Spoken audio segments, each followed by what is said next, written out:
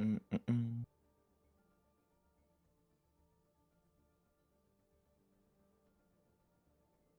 The product already set? Yep.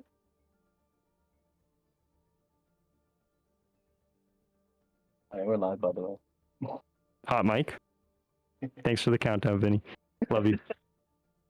Hello and welcome, ladies and gentlemen of George Mason and friends. Not in George Mason, everyone else. I don't know. I don't have anything to say to you.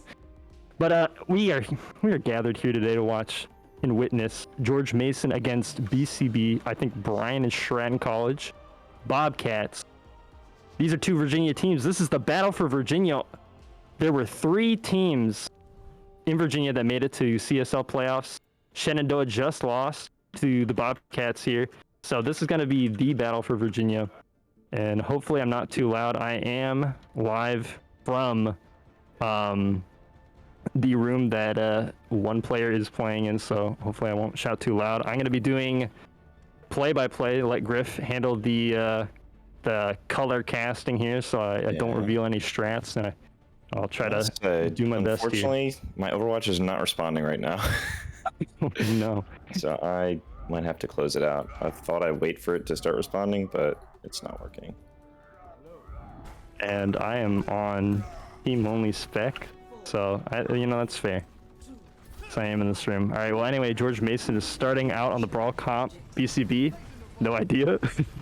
George Mason is going to be going into the left room here. Of course, this brawl does. Oh, it's a bait. They're going to the right. On a point. Unfortunately, Binks goes down first, so they're not going to have wall in this fight. This is not really looking good for George Mason. They have to back out and kite just a little bit.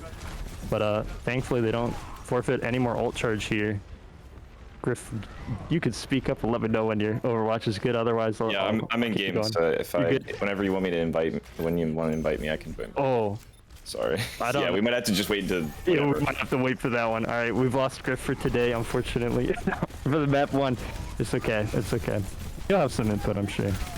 Okay. Maywall's going out on both sides here now. George Mason and Bobcats are swinging at each other. The immort comes out for George Mason. I think I might have missed it for BCB. No, they do get it here. Bobcats throwing out their immort, and now they are losing the fight. George Mason swinging hard, going in heavy, but Niner does go down. Just the baby diva left on the other side of here in the sim in the back, but George Mason will clean that up pretty quickly, and now they've turned the percentage of the point back to themselves.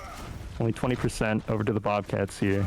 So George Mason doing pretty okay on the ult economy. I don't think any ults came out on the side of Bobcats there. They're going to have the window and shatter available on the side of George Mason, so we'll see how they want to take this play. Usually it's going to be a window out first, but Matthew tries to find the shatter opportunity on this side of the choke. Unfortunately, he doesn't quite land it. BSC is trying to come in here. I'm just going to call it Bobcats here. They're trying to rush through the window. They do get Matthew, but it's going to be the Doomfist ult that does pick up a Lucy on the side of Bobcats. GMU is trying to play aggressive since they're down a few members here. Now they force the meta ice block. Amform is getting dove by the dealer. GMU, good peel. They have the beat to sustain this fight and the May ult, so they're trying to win it here and now. GMU getting aggressive. Zapat and a Binks getting picks for themselves. This should be a 1 fight now. Just 1 member left on the side of the Bobcats. That was a little bit staggered. The Diva does go back to their team now. Bobcats falling back on their side of the choke. They're going to have a few ultimates from themselves. They haven't used the May ult yet, so thankfully I'm okay at ult tracking that. I'm identifying that will probably happen next fight. GMU is going to have to play around that. They do get the Lucy off the map somehow. There's the May ult. Unfortunately, Matthew caught on the wrong side of that. GMU forced to back up a little bit. They peel a little bit, throwing the bomb in, but now they're out of ults other than their window, so they're going to back out here. Maybe looking for a recontest with the window. There it is, the window coming out. Reinhardt getting a little bit low on the side of Bobcats, but they have the beat to sustain. Amform forced to move back a little bit because of the Sim TP turrets, but Niner picks up that Sim kill, so that's no longer a threat. GMU looking to win the fight here, but now May is a problem. Unfortunately, picking up 2-3 kills on the side of Bobcats. Matthew in trouble as well as Amform. Matthew is getting quite low. They're able to sustain so far. There's not enough DM to stop the healing from Amform, but the Sim wall blocks 1 shot. That would have saved the Matthew there. Unfortunately, I don't think it would have saved him for too long. BCB. Why do I keep calling BCB? Who's BCB? BSC. Bobcats here, flipping over the point. GMU now have to play the next fight a little bit slow. They're down in the ult economy. No ults available just yet. They're looking at the center choke. They're going to go for an early Maywall, actually. They're getting pretty aggressive on this Rhine. And the Sim, who gets frozen underneath, but Binks is not able to pick that up. He does have his May ult. He may opt to counter ult here. Unfortunately, going to be Bobcats with the ETH there. And now the bomb coming out. GMU is out of resources to really stay in this fight.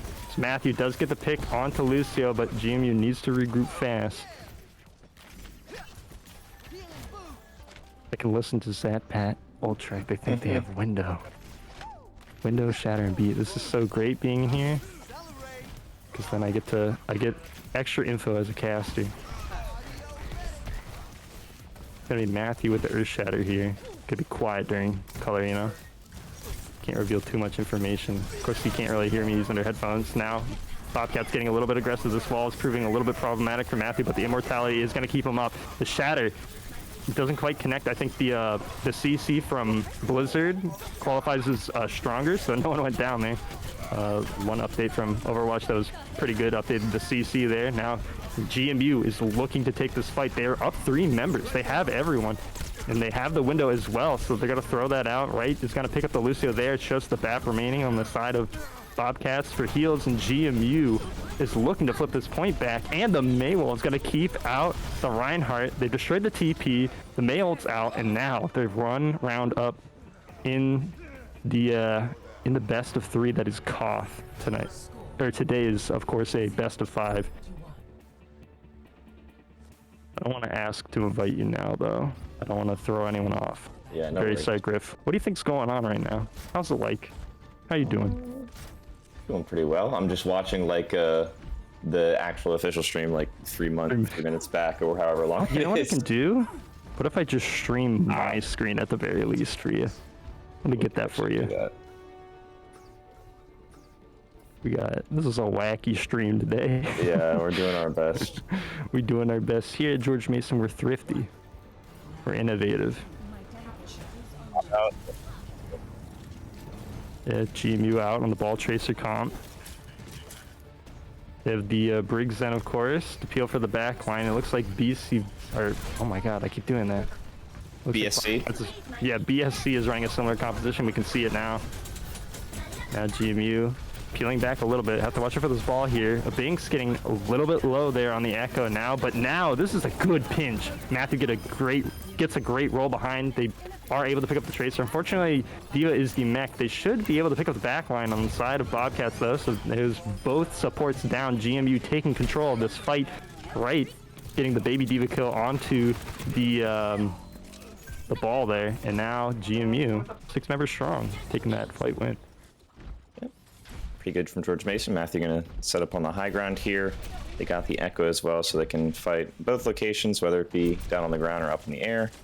Little sneaky tracer coming around, taking a little poke at Matthew, but just gonna hide and wait for the Bobcats to come and contest the point. Gonna let them through, get a nice flank here with Matthew. Trying to get into the back line, assassinate a key target here. Gonna roll through everybody. And just gonna be a bit of annoyance, keep them off the objective for now. We're coming in. I want to brawl, I want to brawl, I want to brawl, I want to brawl. George Mason. Gonna lose Banks off the back fit, but definitely traded by Niner. Diva free, Diva free, Diva free. Got some comms in the background there. Pretty good. Yeah. They're trying to get aggressive on this back line. They throw out the trance there to get aggressive. Unfortunately, Niner does go down in the fight. So Matthew forced back to peel, but unfortunately Tracer's there to match him. Does have to back up here. Now the Binks joined back in the fight. Target is the ball. Unfortunately, Trance coming out on the side of Bobcats. They have to back out here. They still have point control. They might give it up a little bit just to have a better chance in the next fight. Looks like they're grinding up a little bit of advantage with their spam here. Of course, they have a little bit better with the Echo over the Cassidy on the side of Bobcats. So a slower fight does tend to be in their favor so long as the Binks doesn't get pressured out by that Cassidy. Unfortunately, it's going to be Amform going down first in this fight, so GMU has no backline. Binks surely will fall as well, getting forced back to the enemy spawn. And that's going to be the reset for George Mason, losing a couple members there. They did stall it out for a good enough portion of time there. A lot of that fight was drawn out, and the Bobcats weren't able to take the objective, so George Mason gets a pretty decent amount of percentage to work with, but the reset there towards the end of it is going to even things out before the start of this next fight. All right, GMU looking to get aggressive for this high ground and take control of it. Looks like they won't opt to do that. Instead, take the brawl on the cliff side here where the highway is. Matthew getting a massive pile drive. Amform is getting a lot of damage in here. They're going to peel themselves with the bomb as well. But Zen, that's the target. Unfortunately, Amform forced to trance, worried he was going to get booped into a car. GMU is sustaining quite well, and they're able to get 2 picks out of this, so this is great. A remake kill from a Binks does land on the Tracer, so GMU looking to flip this point. They just have the ball to really worry about. Fortunately, I think there is Cassidy in the backline that is dealt with. Ball forced out, and now GMU taking control of the point. Yeah, just using the sort of environmental advantage there to themselves. George Mason getting that big boop up and sort of using the Hammond boop to pull them up, and then Lucio to push them out. They sort of there's no Lucio. It must have been a Diva boop. Regardless, push them out to the cliff side and sort of force them into disadvantaged position. Mason gonna flip the point off that and get into the position here to take the next fight. Gonna send a bomb up from Bobcats, and 2 early picks from the Hammond bombs are gonna take George Mason put in a stall position here pretty early on. DMEC as well. It looks like they're just gonna try and get as much percentage here as they can before having to reset.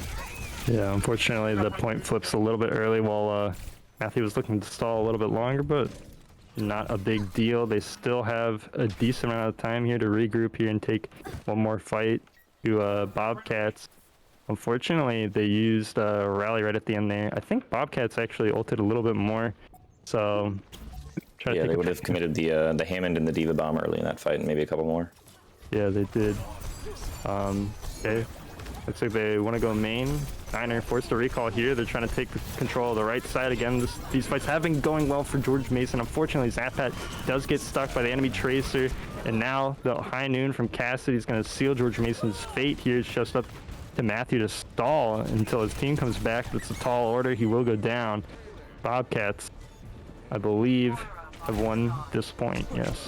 Just like you mentioned, a bit of an ultimate advantage there. Both the DPS characters' ultimates up in that fight, sort of swinging it an advantage of Bobcats early. The Tracer Bomb to bring down Zappat cleared the way for the Cassidy ultimate afterwards that gets 2. Yeah, I think George Mason, if I had to make some predictions today, you know, I love the way they played the first map. I think they're really on top of their game here. They run a 6-man dive here. I think that could be pretty strong in the Bobcats. We'll get a lot of information from this map that'll help us determine hopefully the outcome of the rest of the series. GMU, they're strong on the 6-man dive. That could prove pretty useful, especially if there's going to be a tiebreaker. If this does go to a map 5, then they could be in a good situation to win the last map there, of course. So now they're taking the high ground into a let's see, I don't see a ball yet. Looks like they're on, yeah, okay, the ball Tracer. Same comp that Bobcats ran last time. GMU has an advantage here to go just right into the Bobcats team and pick up as many targets as they can before they run out of steam. So far, they're able to sustain and get 2 picks, so that's basically exactly what you want to see happen on 6-man dive there. You know, you just rush into the enemy team, get your picks, and if you get 1 or 2, then it doesn't really matter if you're out of resources at that point. You're just out to a strict numbers advantage. Yeah, it looked like with their team composition, Bobcats was trying to find that flank with the Tracer Hammond, which requires a little bit more setup, whereas George Mason, they just have to press the go button as soon as they see the backline there and take it in. And eventually get 2 picks and come out with the initial capture on the objective, and things goes down here early, but Sombra's going to be pretty quick to get back to the point. As long as George Mason can contest and survive here, they should be doing pretty well. Coalescence going to be popped early from Anform. Going to get 1 with it. That's the Brigitte, and another one down. Cassidy as well, but the High Noon is there to trade. But it looks like the fight is still going to work out in George Mason's favor. A nice little boot from Zappat takes down the Diva. Right falls as well, but they have numbers here. They have numbers. The Sombra from the Binks is going to be back on point, and that's going to be enough to eventually flip this point once they take care of this pesky Hammond that's still sticking around. A little bit of heals here coming from the main choke is going to make it a bit more difficult than initially anticipated, and Bobcat's going to throw a couple more members onto the point here, but it still hasn't been turned yet, and especially with the beat here, it should be just a matter of time. But Bobcats are looking to contest this. They know they have this objective still on their side, so they're going to keep trying to contest for as long as they can, and eventually they're going to come out with a little bit more percentage than George Mason, but the contest still goes on. I keep underestimating how long that Bobcats actually can contest this objective, but Now, once again, it's just the Hammond, and with the Reaper on site, should go down, and a little bit tricky for George Mason, but the end result is still eventually the same. Plus or minus a couple percentage, they come out with the objective. Much better. Yeah, GMU should have a strict ult advantage here. I know when the point flipped, George Mason wasn't really looking for that to happen, but generally how the macro is played, that does end up happening every now and then when you're trying to win a fight. So they did win the fight. They're going to use the EMP now to play fast. They're going to hopefully ult rotate the rest of these ultimates to win these next fights as well. So GMU taking that fight quite well. That does work out for them. Only EMP committed. They did lose right in the fight, but honestly, that's kind of worth it for the pulse bomb committed. So long as GMU is able to stabilize here, Binks just trying to stay alive. Unfortunately, Amform does get picked there. So now this is going to be a little bit problematic. GMU not able to initiate with the Coalescence in force. They're going to instead they're going to have to use Matthew's Primal Rage to kind of stall the point and get Amform back. If they're able to do it though, then they can probably coordinate a dive. Unfortunately, the Discord is really strong on Matthew. He does go down. They're going to commit the Coalescence though. They think they can win this, and you know there's a pretty good chance. So the bomb's going to make the Bobcats go back to the high ground on the backside, and they're able to stall us out. GMU does have the point though, so now they're kind of in a similar situation that Bobcats was in earlier, where they commit a few ults just to stall the point a little bit longer. But honestly, they still have the Blossom and a beat for next fight. It's going to be a little bit tough though. They're going to have the Trance and the Bomb available on the side of Bobcats. Yeah, you're really going to want to look towards Binks, I believe, on that Sombra for this fight. It's going to be a key member making sure that George Mason and Nine are actually looking to set up maybe a tricky little teleport here into the back of the site, try and catch the Bobcats by surprise with the Blossom. Zapat on the other side going to get a cheeky little kill onto the Hammond. Maybe finish that one off for the rest of the team. Looks like he was hacked by the Sombra, so good job from a Binks, who's quietly built up pretty good EMP. It's going to be coming up here online in just a short second. Niner unfortunately gets booped off, so that's the Blossom out for this fight.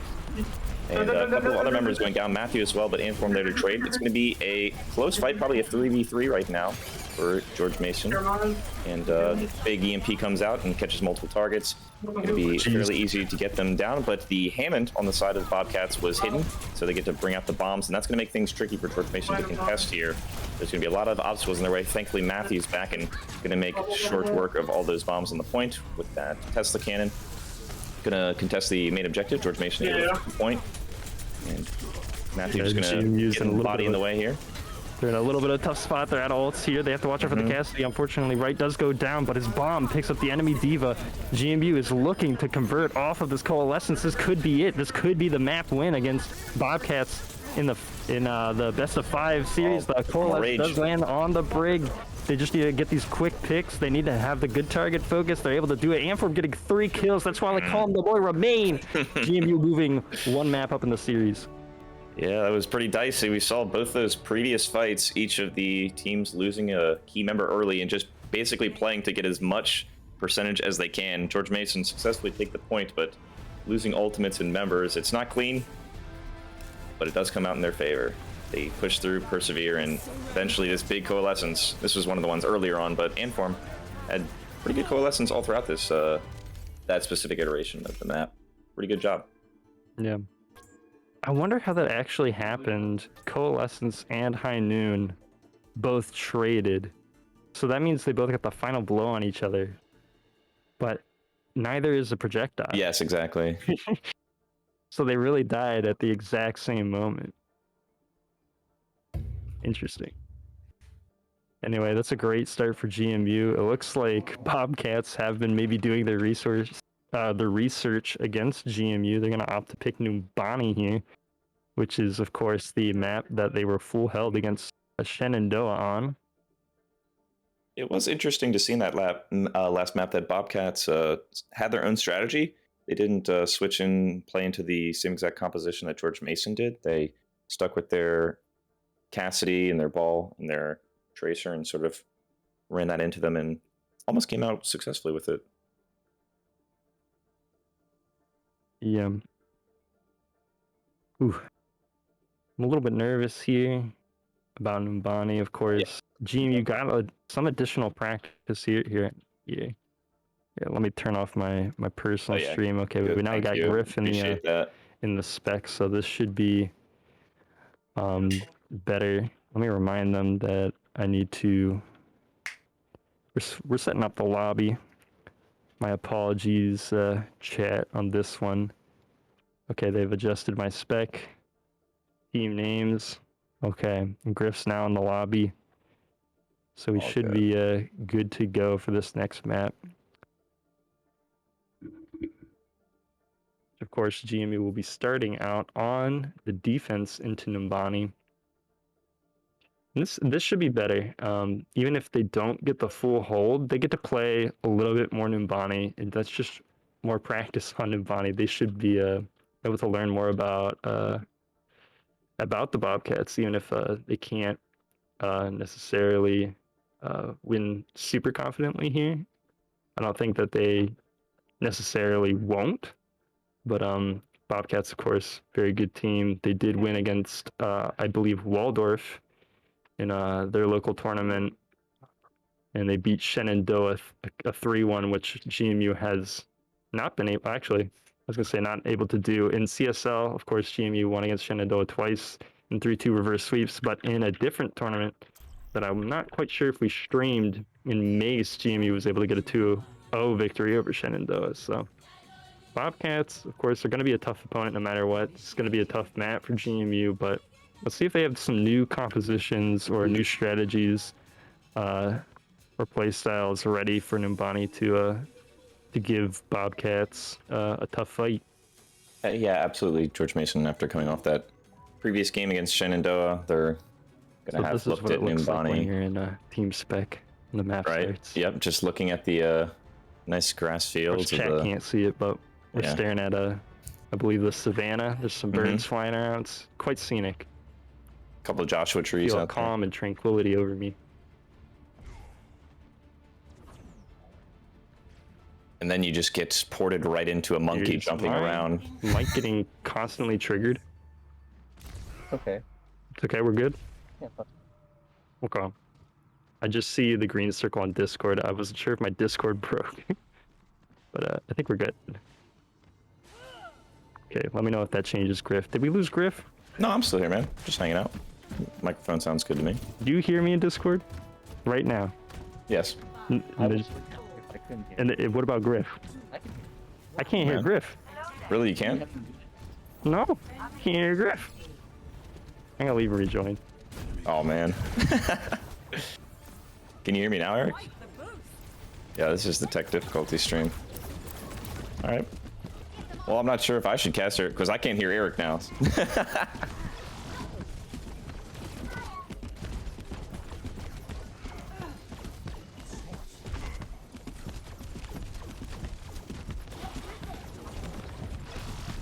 All right, guys. Well,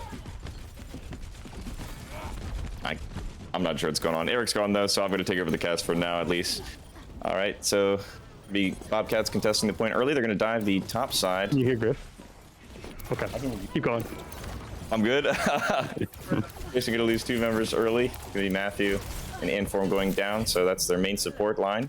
Niner trying to get 1 trade kill, but it's going to eventually go down here. It looks like most George Mason is going to have to fall back, as all members are going to be wiped off the objective.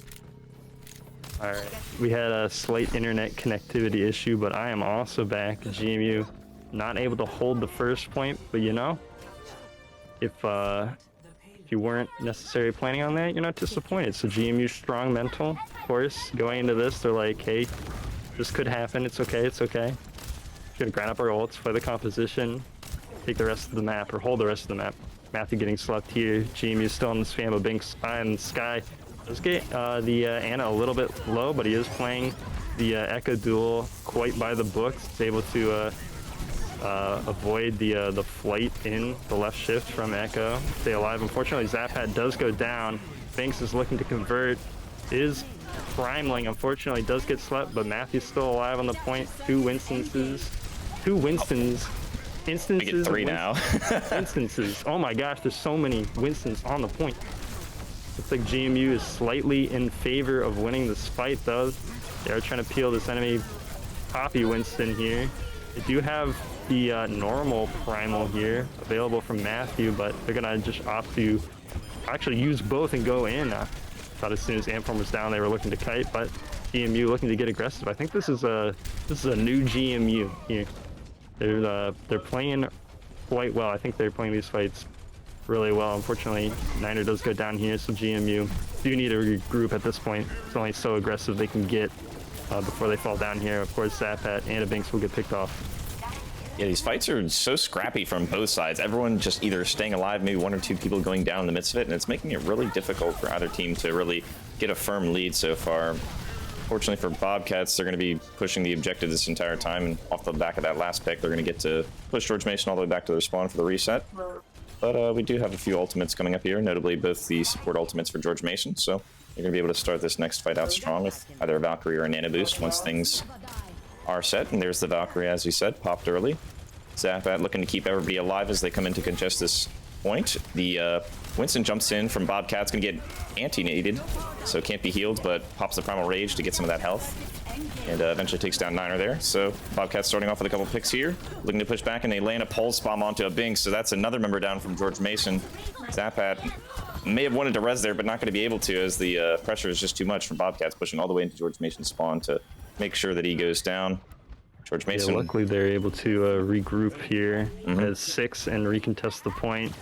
That's something that they weren't quite able to do a few times against their last match opponent, Converse. They're able to stabilize here. They have the Immortality field for the backline, but the Nano Winston does have a lot of DPS. It's not dropping off right now. He does pick up Niner, but Niner did get that kill on Echo, which may prove to be a important factor in this fight in terms of winning it.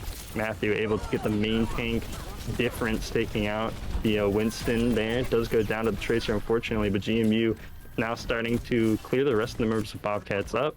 They are able to hold so far. Yeah, that Bobcats push was looking good for a little while, getting some nice picks, but it just was a bit disjointed. While they're trying to push into the spawn and take down the supports of George Mason, Matthew's just sitting on the point the whole time, contesting it, and eventually turning the tides against the Bobcats backline.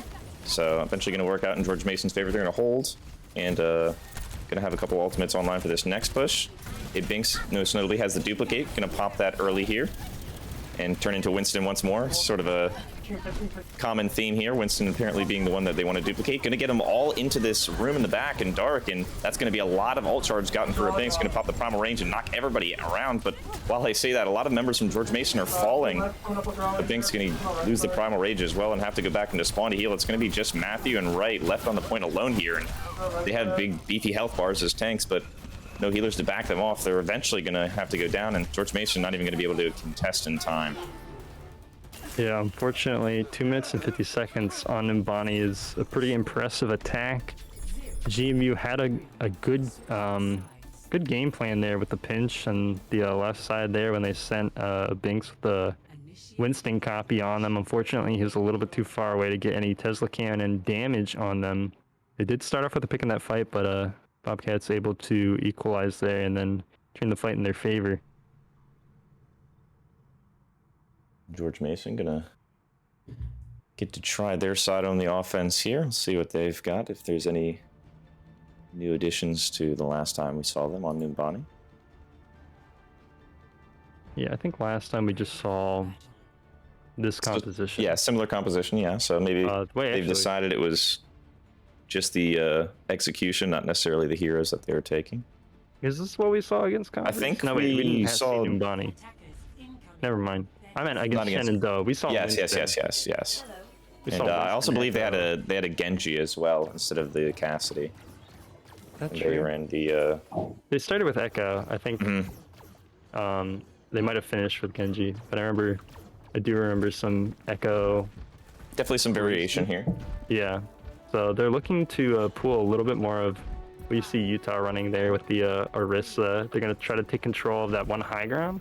Upstairs on the left side. Let's see if they're able to get it. If they do, they're in a pretty good position to hold it. There's not really a way other than Echo spam damage, which is going to be a little bit unlikely to pick a target through DM and Orisa, but you know, it could happen. It's kind of their biggest worry when a dive happens. But before that even happens, taking this high ground is actually quite difficult. Matthew forced to gold here. Unfortunately, Binks loses the Tracer duel. It's Bobcats looking to get a little bit aggressive with this choke, but neither team wants to commit through it now. Tracer on the other side is the only difference in the fight. but now Niner is actually able to get this Winston here.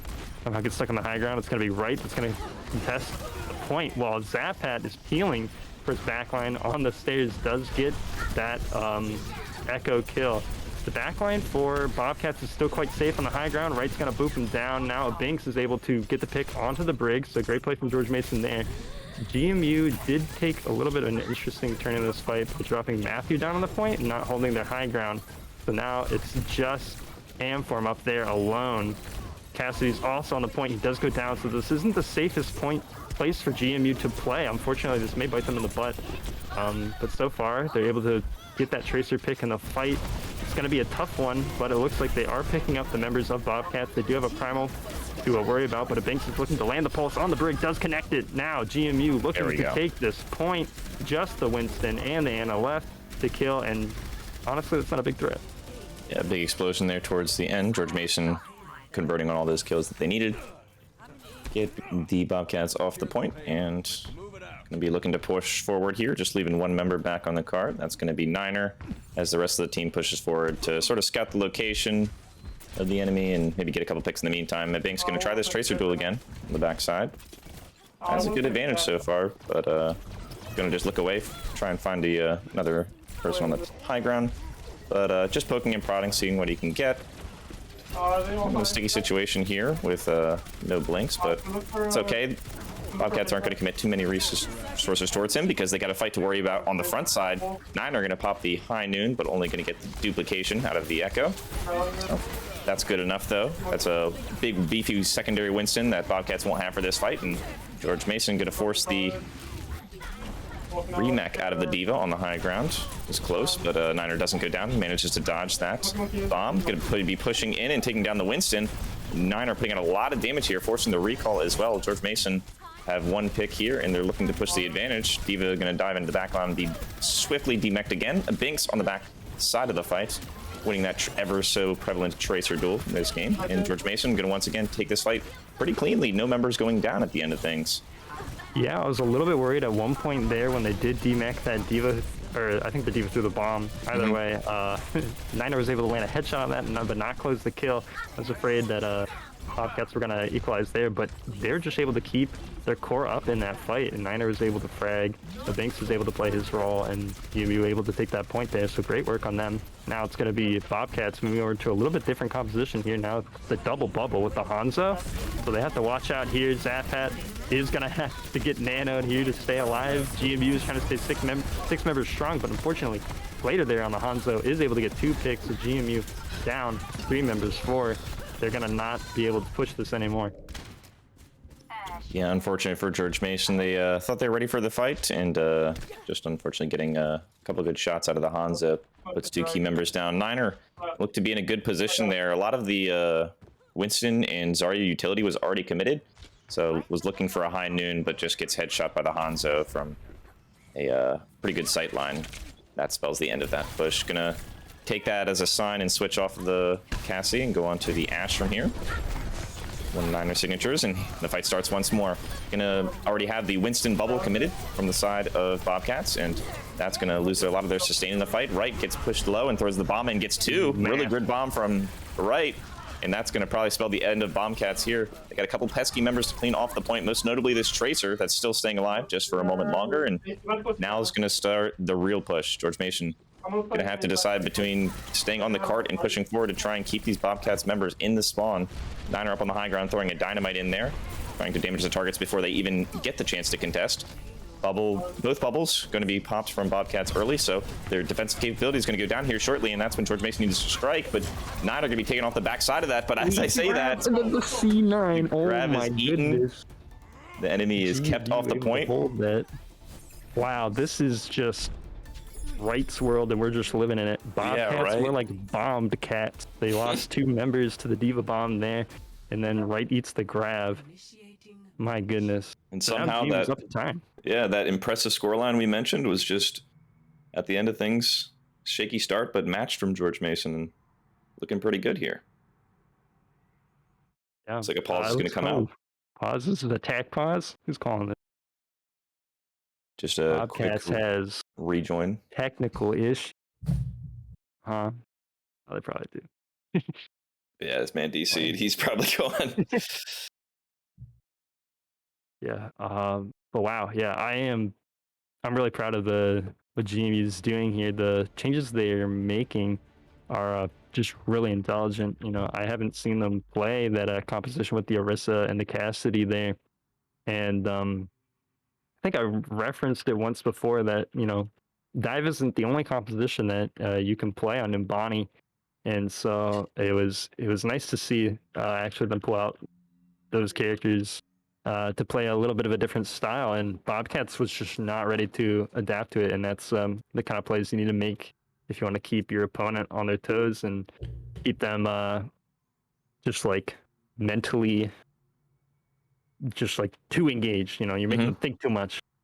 Yeah, probably better wordage for that, but yeah, exactly what GMU. Yeah, is well, doing. you're portraying your thoughts. Yeah, I think a good testament to GMU's success there is also just early in Oasis, we saw that a lot of the fights, multiple members from each side were getting picked early, making these fights like really scrappy and close. But George Mason on their offense there, I'll let you. A lot of times they would get a couple picks and they wouldn't trade any back. So just like clean fights where you keep all members alive, keeps your ult economy good, keeps all members alive. It lets you sort of scout the enemy territory ahead with one person still staying on the cart, so you're still getting that push. Just all around, probably pretty textbook for what you'd be wanting to do on a hybrid map. So good on them. No, very solid play. We have a word here from our Overwatch manager, Husky, here. What do you got to say? GMU Gaming. Nice. Can we get a GMU Gaming in the chat? All right, have a good one. Thank you. What was that? I might go home for that. All right, that is I don't know if you guys heard, there is civil war going on at GMU between the rest of the teams after this. I'm not sure exactly what time. Honestly, if GMU keeps the play going through the losers bracket, they're not going to be able to play in this room. So that's the I guess the conflict that we do hope happens here. GMU is able to continue their run in the losers bracket of CSL and hopefully get as far as they can. I believe scholarship is as far as top 4. That will absolutely be a tough battle. If they win this match against Bobcats, they will have to play Northeastern. It's another really tough team. Sheesh, not as tough as Converse though. So who knows? I don't know how subjective that is, but that's going to be my power ranking opinion. You know more than I'll default to you, no matter of rankings. That's right. You've been here on the stream enough, chat. You know that I do not lie. I don't lie. That is true. I've tried to call out lies before, and I was the liar. I was the misinformed. All hail Eric. Hands. Sorry to hear that, but don't worry. I will teach you in the ways of truth telling. And right now, GMU is playing something interesting here with the Genji. Truth be told, but so far it's working out pretty well. They have the Orisa as well holding on this high ground, so they like playing what they like to play, and GMU is holding it so far. They have to watch out for the man damage and the Tracer on the flank. Unfortunately, Amform and Zappat taking a little bit of damage from the Echo. They are able to sustain it so far, but they have to watch out for the resources being used, right? The Echo can just do this all day, every day, keep the spam up. Packs are going to go down, and if you can't out-heal his damage, or if you can't pick the Echo, then you might be in trouble. Fortunately for Mason, that is not the situation that currently at hand. They are able to peel not only the Echo, but the Tracer, so Zappat doing his role quite well so far. Yeah, I was a bit worried for George Mason because they have this double high ground setup, and Matthew and Binks were just on the right side here, just slowly poking the middle. But there was a Tracer behind them the whole time, just sort of like pestering them. And I wasn't sure they were going to be able to deal with that. Thankfully, they get kept alive by their healers, and next engage is going to come in. They're diving the high ground early, but Binks is going to get an early pick onto the Echo on the side of the Bobcats, and Matthew going to do their job as well. Get a nice little Brigitte kill.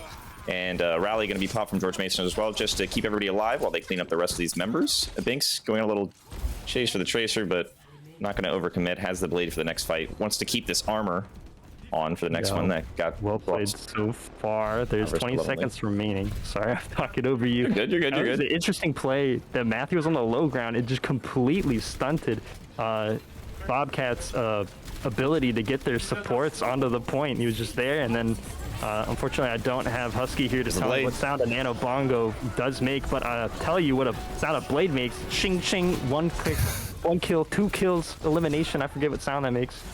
Something like that. I don't know, he's landed them, and GMU able to full hold in the overtime. Yeah, unfortunately, not George Mason, Overwatch isn't like, you know, the kill sound is just like, well, that's like a hit marker, I guess. Yeah. You get like a diddy. I don't know. Yeah, it's like it's not easily replicable. I can't quite do it. And you know what also wasn't having an easy time replicating was that echo. Getting picked off 2 times. Really unfortunate for Bobcats. That was a main source of damage, especially one that can contest the high ground. Going down early makes that fight a lot more difficult and eventually results in George Mason with the hold here. Now it's going to be on them to see if they can take it. Yeah. Yeah, that extra 17 is going to be it's going to be 17 the whole seconds thing. of ult charge that can be built, and seeing how fast that can happen.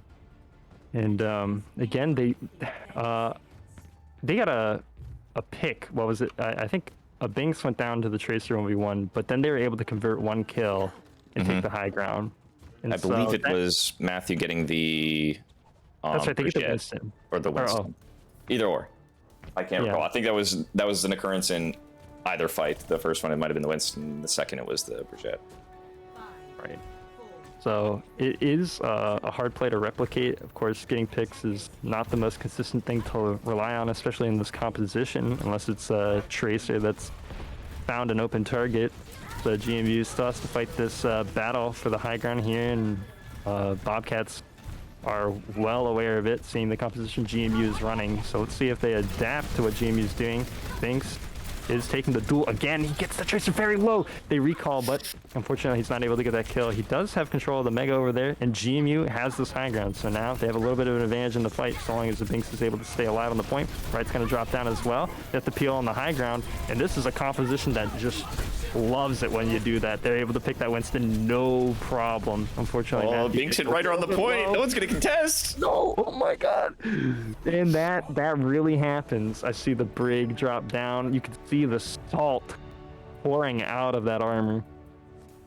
GMU moving up 2 maps in the series. But that's the second time it happens on Numbani too. They on one map. Both of them. No way. Good melee. I'm liking this the Binks play today. Yeah. You know, I was saying I think last night against Converse, there's some GMU has some tells when they're playing a little bit scared and unconfident, or they're not quite sure of themselves, and you know, then you're not feeling yourself. GMU is feeling themselves right now. I gotta say they're really on top of just the compositions they're picking and just playing to their win conditions. And so I'm gonna say that there's no map that I think Bobcats can really throw at them in the next map. I'm sure the Bobcats can clean up their make sure everyone's paying attention to who's touching the point. You know, they would have had a much easier time probably holding obviously the third in that overtime point, and it might have been a closer map. It may have been a draw because GMU did get that hold on defense. So regardless of that, unless they were able to turn that hold on third point into a full hold, that would have been the only case GMU would have lost the map. But I think even if Bobcats do clean up mistakes like that, and even if they were prepared to run against GMU's Orisa cast new composition, I'm not quite sure if they'll run it even on Dorado. They could, honestly. Orisa's not too bad here. There's some high grounds to take, but on second point, it could be quite problematic, especially if you need to make that rotation. It's quite a long one. So even if Bobcats is prepared for fixing all the mistakes that we've seen so far in this match, GMU is still looking like a strong contender. I'm gonna put my truth telling on the line right here. Dorado. We'll say I'm at least 90% sure that GMU is gonna take this map. I think this might be a sweep. Really? Very, very could.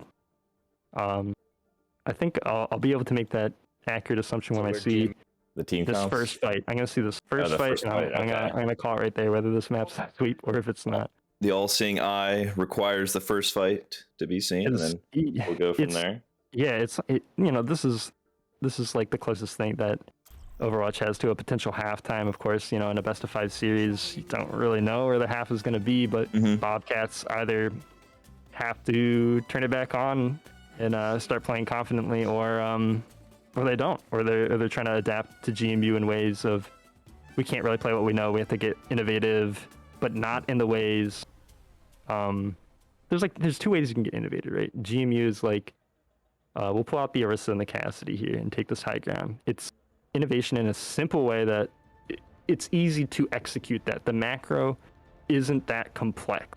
You do have to know things about who's dropping down to the point. You know, Diva's there to contest. What is everyone else really doing? But, you know, they're comfortable in these roles. That's something that, like, an individual hero has in their role description, that, you know, if you play that character, that hero, then you could, you know, kind of know how to do it. And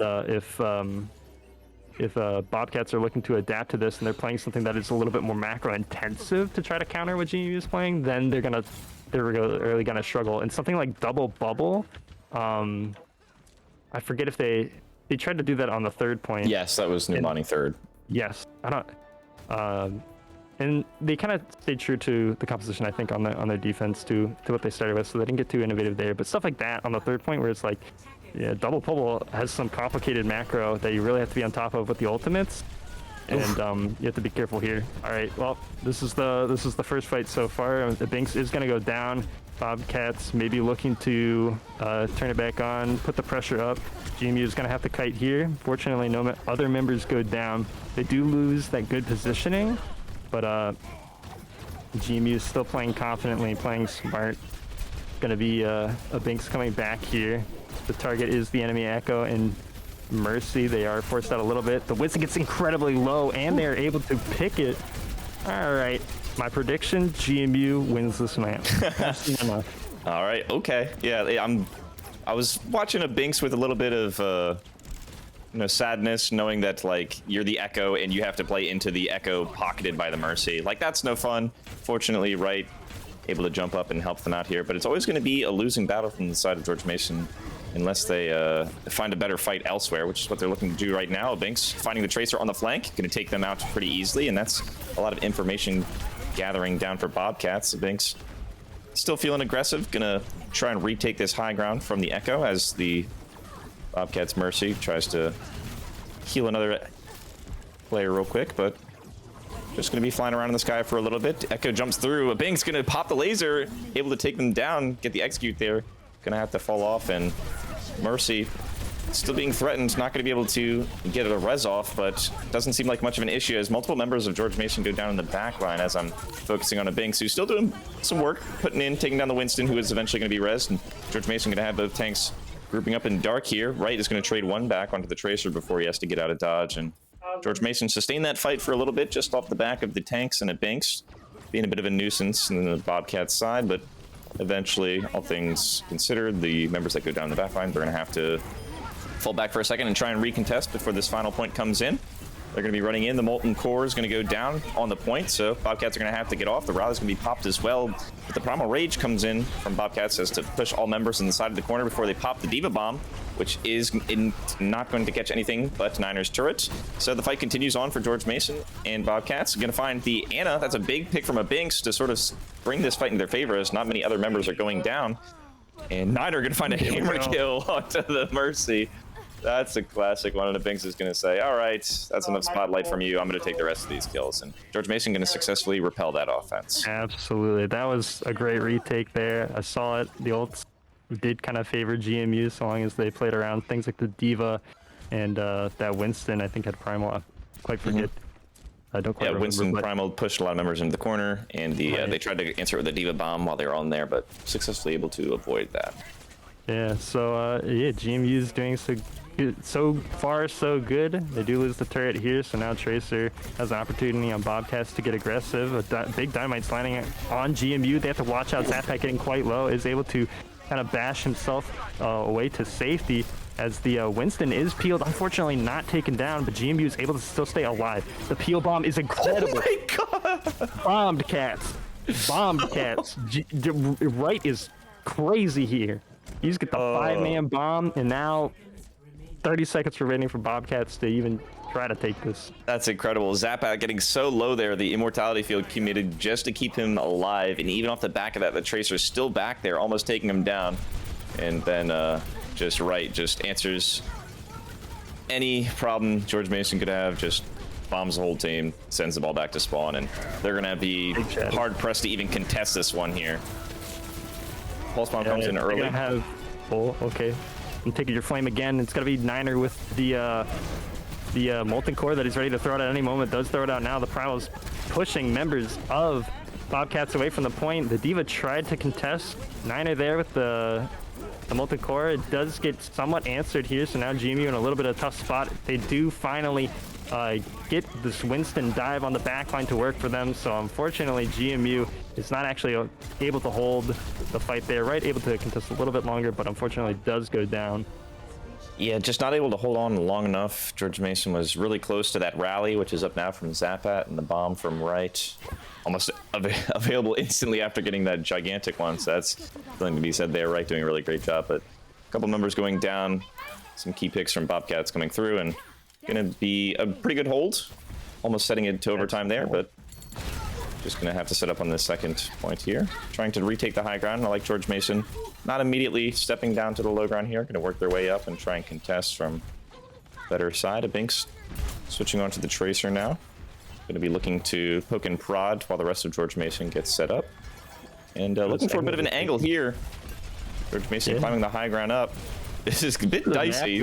Yeah. Does drop down on the point. It's going to be a Binks trying to pick this Mercy. Unfortunately, not able to do so. It's the Bob coming out for Bobcats. So GMU has to watch out for that. It covered Binks' aggressive options on the high ground, so it does go down to that. Unfortunately, GMU still has some members on the cart, including Right, that does pick up the enemy Tracer, so they're able to equalize that. The Mercy getting quite low. They're able to get that as well. Right is just on fire today. Now they're able to hold this point. Right on the high ground, does pick up the Ash, and now GMU holding. A minute remaining for Bobcats on the second point. Yeah, and Inform not looking too bad on this Baptiste either. Always a pleasure from my perspective watching him. Just cleanly tracks that Mercy who's knocking around out of the sky and puts a lot of damage to Right to eventually finish them off. Bobcats have plenty of time here. 50 seconds coming into this NES objective. It would be next Diva though. You're gonna have to get that one back up, and that's gonna be time enough for George Mason to get a couple more ultimates online. Matthews Bongo's coming up here in the high noon quickly after for Niners Gassy. And Bobcats are going to see that as a sign to commit. They get Niner, who I guess must have been out of position from what they saw. Bongos are going to be dropped from George Mason. The Nano Winston, that's what did that damage so quickly. Going to be jumping in a pretty good dynamite onto the George Mason backline. They're going to struggle to survive here, and the Primal from Winston pushes them all out of the Immort field. So that's both supports going down from George Mason, and with no one left to heal you, it's pretty difficult to stay alive. The Binks is going to be the only one here early on that can contest this objective. As I say that, a couple more George Mason members are regrouping. It's going to be Binks going down, but that's just going to be calling it off from George Mason. I thought that maybe Right would go for the contest there, but they're in no shape to do so, and they're just going to take this fight back here towards their spawn instead. Yeah, unfortunately that pick on a Binks was pretty massive, as that was GMU's character that was going to go and contest for them, at least initially. He's back now trying to get this Mercy. Fortunately, he is forced to recall. There's a bit of an animation of the cart has to do here, while Bobcats pushing a more aggressive position, or taking actually a defensive one cover here. I thought they were going to go for the high ground, but now they will do that. They push back just a little bit from Zappat's whip shot. They have to watch out for the bomb though. They are covered so far. They're going to throw the bomb in for themselves. It's at an okay angle. It forces Anna down to the lower ground. Matthew tries to pick that up, but unfortunately goes down to the pulse bomb. Now GMU is at least able to answer the Nano Winston this time, but the Bob follows it up, and now GMU is losing a lot of space here, and one member of Binks goes down. Bobcats trying to pick up a little bit more. 3 members of George Mason in a very precarious spot in this top left high ground so far. Okay, they're doing okay. The window comes out, and GMU able to boot back the Winston here. They're trying to pick that. Matthew getting a lot of damage on that. Niner getting 2 picks for himself. Both DPS going down. There's only 10 seconds remaining. This is actually last fight for Bobcats, and they didn't have anything to stop George Mason from Yeah, just a mercy of the Skybox who gets headshot from the low ground. Pick from Niner, yeah. And Winston's going to jump in, but it's not going to be enough. Yeah, Niner found himself a bit isolated that fight, popping a high noon while the rest of his team was up on the high ground, and immediately answers that by getting 2 picks to push Bobcats off the point to save the full push. Very nice. Very nice. I'm really liking the George Mason play. There was, of course, a few tiny mistakes that allowed them to get 2 points there, but they burnt a lot of time off of the clock from Bobcats, and so I'm interested to see exactly how George Mason's going to take this offense. They have a few options. I think Dorado isn't a bad pick by any means from Bobcats if they are afraid of the Orisa play and the composition that follows. So we'll see if they switch it up. Looks like they will keep that composition that has been working pretty well for them. I wonder if they're going to keep the this DPS lineup. Looks like they'll do an initial TP. Okay, they know the rotation, so there's going to be a TP high ground play on the right side to help GMU set up, get some high ground control, and they'll see if just this composition works again like it did on Numbani against Bobcats. And if they're running Bobcat is running the same composition, then it should work out pretty okay for them. The sight lines aren't as good as the Numbani high ground, but they take this map one step at a time, play it smart, then they should be in a good spot, or at least a better position than Bobcats were on their first point attempt, where it got down to overtime. George Mason going to do a bit of a swap here earlier. They had a Binks on the Symmetra initially, but they swapped off and put Niner on it instead. I guess they decided they wanted the Echo earlier than they wanted the Cassie out on the field. Unfortunately, that might mean Binks' demise early on, which is kind of a recurring theme. Unfortunately, I guess that's the horror of being in aggressive players, that sometimes you get punished, but good on you to keep it going no matter what. Keep looking for those angles. Matthew's going to get pushed around here a bit, but has his supports to keep him alive. Immortality field going to be popped from George Mason. Matthew's going to be pushing forward further onto the high ground while the cart continues to move with Wright sitting on top. Matthew has no shield here and does get anti-nated, but shield comes back off cooldown, and no one on Bobcat's able to punish that. They're going to have to decide here fairly shortly if they want to fight for the objective, because they're just watching Matthew and Wright and Niner are going to group up and take that kill off the point. Going to be answered back with the Tracer, finding Niner, who may have just been a little bit further extended than he needed to there. George Mason still have the strength to keep going here. The Binks is going to be into the back line, getting a lot of damage, and they're going to be popping the Nano onto the Tracer here, who's going to look to instantly dive the back line, but get stunned up. Very good eat and a very good sort of bonk there from Zapat. Keep the Tracer in line. Nano's going to be wearing out soon, and the window's going to be popped. George Mason is going to want to try and answer this with their own ultimates. Bongo gets taken down early, and Bobcats retreat into this hallway, but that's perfect for a Niner, who are going to get some kills of their own here. And they're important ones too, both the main damage and the main healing from Bobcats going down, and it's just going to be the Tracer who recalls, isn't going to be able to contest anymore unless she wants to give her life, and she's going to decide, maybe not worth it, I'll just play for the next fight. So pretty good push from George Mason there. The cart really never stopped moving. It moved a bit slowly with just 1 or 2 members on it, but overall, really good push, and they got a lot of time for this next one. Absolutely, yeah. I think you're right. George Mason, they just need to go for the aggressive plays, and it has been working out for them. If you let up on that pressure, then you're losing a lot of value. Unfortunately, Binks does go down in that very first fight, but, you know, he only has Brig for the healing. This is kind of inevitable to happen, but there it is, Niner, another very interesting flank. It's just the plays you need to go for, and now the pressure is on Bobcats. They're going to have the rally as well in this fight, right? Getting a little bit low, but the immortality is there for him. He's able to get the bomb going off, and it does pick up the enemy D.Va, who is trying to bomb themselves. It does pick up Niner, but GMU has great high ground control as long as the amp form stays up. Unfortunately, he does have to drop down to the cart because this primal is up here, but the Binks is grinding his pulse bomb off of that, and GMU picks that up because they took the first point with time. Now they have 3 minutes and 30 seconds here for the second point.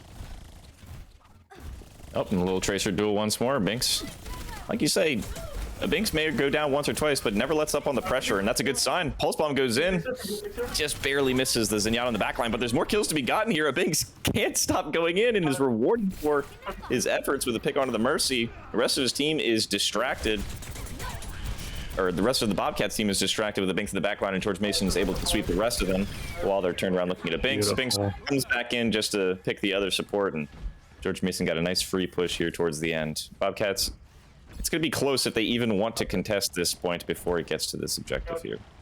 Yeah, Bobcats, they opted to go the Mercy instead of a Brig, so it's harder to answer that Tracer in your backline, so I think it's getting a lot of value. Unfortunately, here GMU gets a little bit aggressive,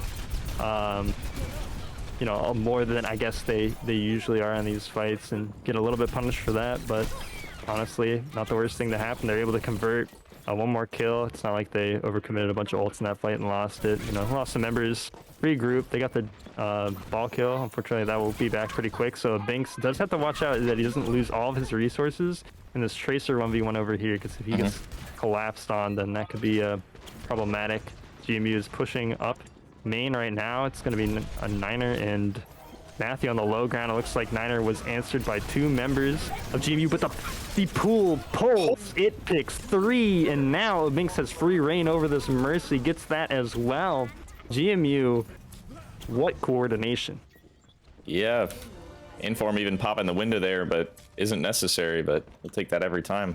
A lot of coordination there. I was going to say the fortunate thing for George Mason is even though they got picked a couple there, they didn't invest really anything into it. Sure, they got a bit over aggressive, but there was no ults trying to like sacrifice and maybe save that push. They just wait for everyone to respawn. They have time to work with, and it shows that when they save the ultimates and use their abilities together, they get maybe even a bit more than they wanted out of that, and that's going to buy them some more time, some more objective distance. Gotta throw the Bob here on the cart here. Just sort of push able to get the Mercy here, so now they have the advantage in the fight. They're down 1 healer. They do lose right, unfortunately, but Niner does pick that ball. They got aggressive on right. They force out the trance here, so if they're able to stabilize for a little bit longer, they can actually turn this fight around. They still have the rally armor, so now Zapat getting a little bit aggressive. He just needs to buy some time, some space for his enemy team. This is Bobcats' last chance at holding George Mason and even winning the series. If they lose, they are out. They do get right, unfortunately, who was DMAC, not able to get that back. And now the Binks fighting on the cart. He's gonna have to fall back here, and Zapat unfortunately does go down to that dynamite from the Ash. GMU regrouping here. Yeah, I like that from George Mason. They did sort of stabilize and they forced a lot of ultimates out, but they lost their DPS in the back half that. So like there was a bit of a scenario there where George Mason might be able to retain that high ground control, but they just sort of slowly back out there. And I think that's the right play. You know, they're sort of just trying to take that regroup early.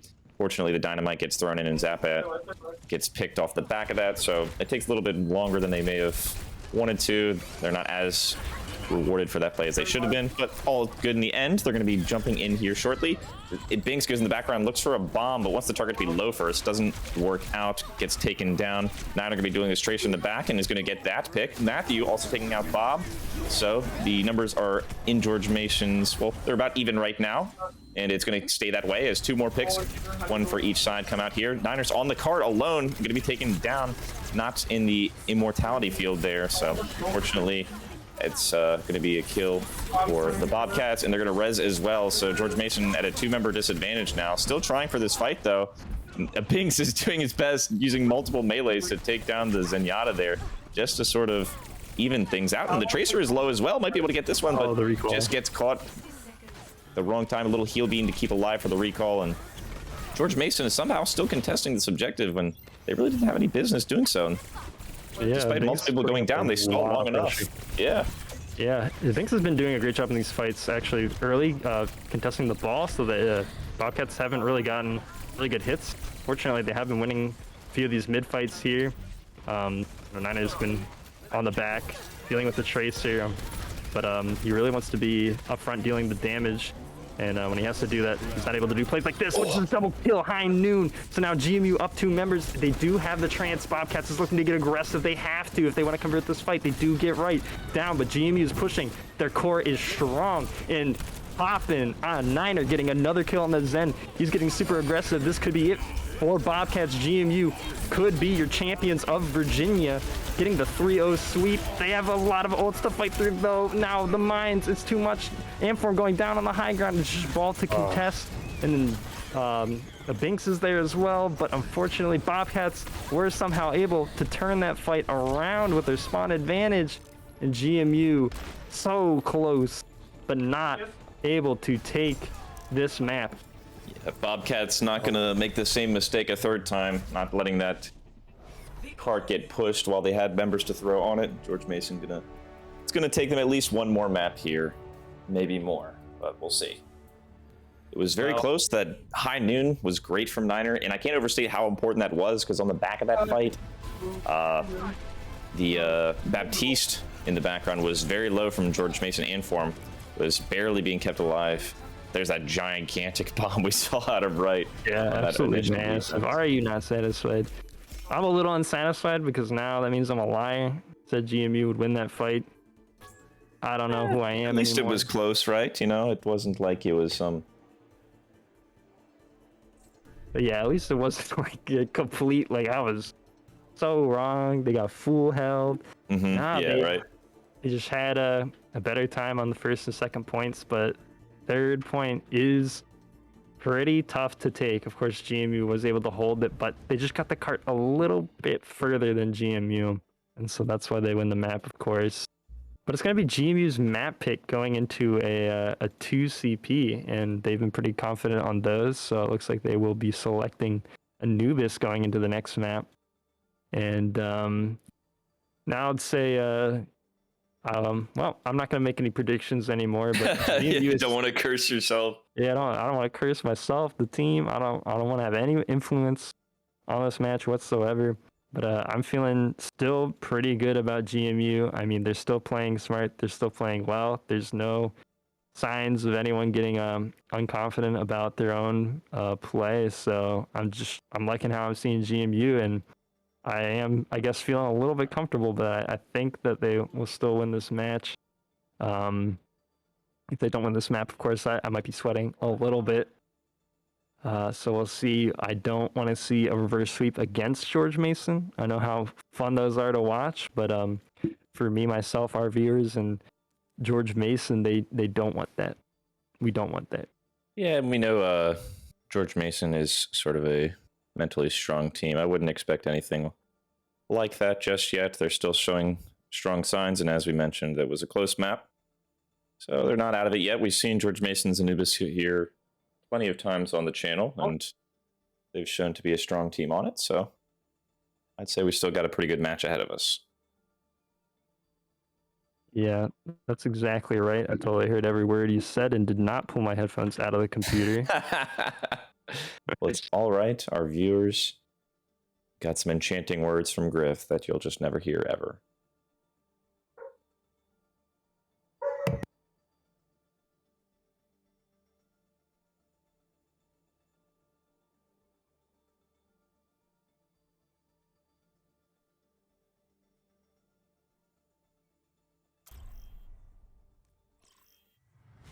Now entering the temple of Anubis. Initiating match. All right. Looks like we're heading on into Anubis. Why did it switch that? Okay. Not only did I pull my headphones out, but I guess Discord wanted to Switch the audio input. switch the audio input on me as well. Discord. But all right. I forgot to post the link in one of the collegiate servers, so I wonder if someone did that. No, they didn't.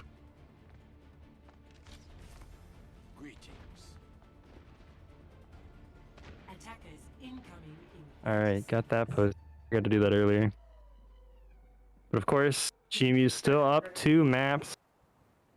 They're at match point against Bobcats. If you're just joining us now, you've been missing some great Overwatch. Bobcats, unfortunately, was able to get the win on Dorado, but GMU pulling out the dubs in Dumbani and Lijiang. Or it was Oasis. Sorry. Oh, sorry. We didn't start on Lijiang? Oh, I don't know. I don't want to be that guy, but it was Oasis, right? All right, you can be that guy. I'll allow it. This Hans, though, I've been a little bit scared about. So Actually hitting Bobcats some is dinks. running that. But GMU is on the 6-man dive, so they're just looking to play fast. They're going out. Wait a minute, that's not 6-man dive. One of the characters is a little bit different. That Winston looking a little funny. He's a little bit goofy. He's gonna go Yeah, a back little and get bit switched goofy. up. He's got some extra legs there. Now pushing forward, Matthew. It's a Binks on the angle, but Hanzo able to answer it. They're still pushing forward as if it was 6-man dive. Interesting, but it works. Satisfying and unique. How's Yeah, that like go? from Matthew's perspective, it's like, why dive the high ground when you can just shoot your gun at it from afar? You know, same exact Yeah. thing. Same thing. Look at this shield on point two. It's gonna be Completely denying dividing that angle. GMU able to win this fight. I think Bobcats was just so confused that ain't Winston. He's got 4 happy feet. Yeah, they got a shield up this whole time. It didn't really have the, well, I guess they had the Hanzo, but going down early, they didn't have the tools to sort of break that shield. And once you get rolling, you take that point control and you cut off that angle from the Ash, like you mentioned. There's not so much they can do is just sort of give that one up and go for the next point. Yeah, it's really strange. The Arista shield actually has less health than the Winston one. So I'm not quite sure what the value is here. Maybe the pool and gold keeps you up a little stronger. Unfortunately, I was hoping that they'd get a little bit more value off of that call and that push. Unfortunately, Bobcats is able to convert 2 kills pretty quickly in that fight, which is a little bit unfortunate. And now Niner giving him the spanky leg a little bit there. Is able to avoid the damage and get out. GMU's still running this composition. I think the bongo will actually be really massive. For 6-man dive to have that big damage boost, I don't even know what to call this composition. This is very interesting. But yeah, the damage boost is going to be pretty big. They're getting pretty close to that bongo. They're going to have the EMP as well. Honestly, this sounds great the more I think about it. In terms of just that ult. In terms of just that. And the gold. The gold, the pool, pretty useful. Unfortunately, Niner does go down here. Well, now GMU has to decide whether they want to hold this position. Binks goes down as well. It looks like they may get pinched here. Matthew trying to pull that ball. Fortunately, does not. GMU able to get out, though. They do have multiple ultimates online here for George Mason, though. Some good ones as well. EMP going to be very important if the Bobcats are playing grouped up here. Pretty funny walking around. It's interesting always to see from a Sombra's perspective how they sort of navigate the enemy who knows you could be somewhere but doesn't exactly know where you are. Yeah. Binks just going to be jumping in the back line here. Gets a key hacked onto the Zen. Unfortunately goes down. That's multiple members EMP'd and hacked here. But the Zenyatta is just going to keep firing from the back line. Takes out multiple members, and Bobcats are going to probably look to clean this one up. Matthew not going down without a fight, but eventually all George Mason members are just going to take the clean sweep here. Yeah, it looks like they may be transitioning compositions too. I did see Inform throw their window in the end of the fight. So they have the Winston now. And they're back over to the Moira, so they're back on the 6-man dive with the Sombra variant. You know, it's difficult to push this objective against this composition that Bobcats is running. I think I mentioned webbing earlier. When you dive kind of like into their team, they kind of spread out. You get kind of caught, you know, you lose your speed at some point, and then you're stuck in between their team as they spam you from all angles. So GMU still has to watch out for that. They need to close the kills quick if they want to move on to the next target. There's a little bit of high ground to clear right here. The Ash is up there. GMU looking to push in, right, clearing that high ground. The target is the Zen in the back line. Of Binks and Winston are on that. But the Trance is committed. They didn't get that last time, so that comes out. Mines as well are stopping GMU from leaving this this corner that they've committed themselves to. Unfortunately, they're not able to get any picks for themselves, and they are going to fall down here. Yeah, and I think the team composition swap you're talking about was coming there. George Mason maybe just taking that dive to try and force that Transcendence out. It's pretty difficult to take out these targets with just the Sombra and the Tracer. It's not as much like sustained damage, big damage that can finish targets as you might want. So they do eventually switch to the Reaper here. That's going to be a lot better for these beefy targets, especially the Hammond, who's rolling all around. The Tracer doesn't have as many tools to deal with that as the Reaper does. Shotguns that do big damage to the big target. Gonna get bobbed early here from George Mason. It's gonna take Zapat down. It's unfortunate. They're gonna commit the Dragon 2 here from Bobcats. They're picking multiple members, but Matthew jumping in the back line, and the coalesce is popped from George Mason as well, trying to get some return kills here, but just going to be a couple more before the spawns kick in, and George Mason not even going to get to that point. They're going to get taken down and going to have to try the next push. But it's all right. They, as we mentioned, have been switching some heroes out, and they may just be looking to build ultimates to start off here. Yeah, that's Still what I got was going plenty to of talk time. about with the ultimates. They do have some time, a minute and 30 seconds for sure. It's hard to play slow and spam. Of course, you basically can't. So building ultimates is a little bit of a troublesome task. You kind of just have to dive in, hope you win that fight. If you don't, well, maybe you built some ultimates. Here now they do have the EMP. They're able to get in a lot closer than they were before they engage in a dive. So this could help them in the fight. Unfortunately, Niner goes down. So a lot of damage missing on the side of George Mason. They also lose Anform in the fight. And now the mines are coming out. GMU not really able to find exactly how to win against Bobcats here on the second objective. They're going to have to decide what they want to do shortly here, because there's only 60 seconds left on the clock. It's probably going to be looking like they're going to want to go back to spawn here. Fortunately, Wright doesn't get staggered any longer, so Yeah, there were the mines. yeah, good news. it does. You can jump into those. But yeah, George Mason still not exactly as close as they'd like to be on the ultimates that they need to take this fight. Gold not up from Anform, but that can get charged up pretty quickly. But their key DPS ultimates here, both the EMP and the Blossom from Reaper, not up just yet. Binks is in the background here, still looking for a hack onto that Zenyatta, who fairly surely could have Transcendence by now. Not exactly just yet, though. Does get hacked. Yeah. And it gets pocketed in the back line, but the Mercy, but not going to be enough. George Mason going to pop the beat here and look to go on the aggressive. Zenyatta, as soon as he's left alone, is able to get resurrected here. Binks has a nice angle onto the backline here, but the Transcendence is going to come over and save him. Matthew, in the meantime, on the point, trying to contest it and get this objective out, but does get killed by the Gravitic Flux. George Mason sort of stabilizing, but only for a moment before multiple members go down, and it looks like they're going to get sent back to spawn without a tick on this objective here on the second point. Yeah, that's a little bit unfortunate. It's really hard to just hold the first point, which is their only chance at winning the map.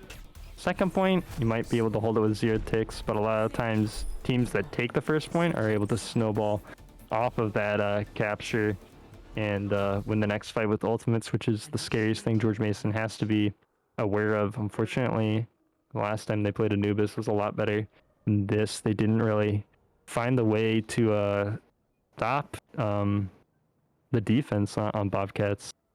6-man dive, pretty good into the composition, but of course webbing is the biggest threat. As soon as they'd find one, they even got the Zen in the fight, but they're not able to win the fight before the Zen comes back with Transcendence. Things like this can happen against that composition, and GMU not able to find the ways to survive and win through the rest of the fight when either their cooldowns reset or if they're able to play just fast enough to get all the kills. Unfortunately, Bobcats not really giving them that option. George Mason going to have their own attempt at the defense here. Another interesting thing that we saw on Numbani as well, Binks on the Genji here. Going to be trying to utilize the Hanzo. yeah, especially when we've seen from Bobcats how successful the Hanzo can be, getting multiple picks at the start of fights to make things a bit more difficult. But Binks and George Mason have a plan in mind, most likely for this Genji. Going to be looking to contest this high ground here and get some free ultimate charge as you can.